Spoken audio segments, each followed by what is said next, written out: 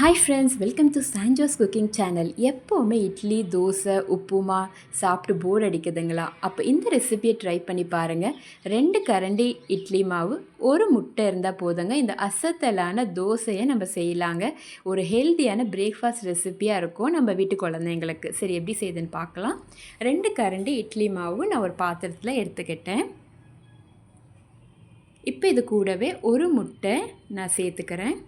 முட்டை சேர்க்கும் போது எப்போவுமே ஒரு கிண்ணத்தில் உடச்சி ஊற்றிக்கோங்க. அப்போ தான் நம்மளுக்கு முட்டை அழுகி இருக்கா இல்லையான்னு தெரியும்.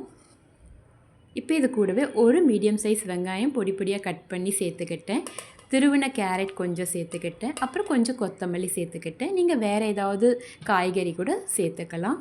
கூடவே கொஞ்சம் மஞ்சள் தூள், காரத்துக்கு ஏற்ப சில்லி பவுடர், உப்பு தேவையான அளவுக்கு சேர்த்து நம்ம ஒரு பீட்டர் வச்சு நல்லா கலந்து விட்டுடலாம்.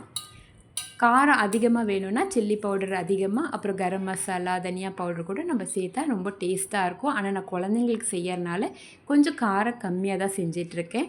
இப்போ இதை நம்ம நல்லா கலந்து விட்டோன்னா நம்மளுக்கு தோசை மாவு பதத்துக்கு வந்துடும். பார்த்திங்களா, இந்த அளவுக்கு இருக்கணுங்க. தண்ணி எதுவுமே நம்ம சேர்க்கக்கூடாது.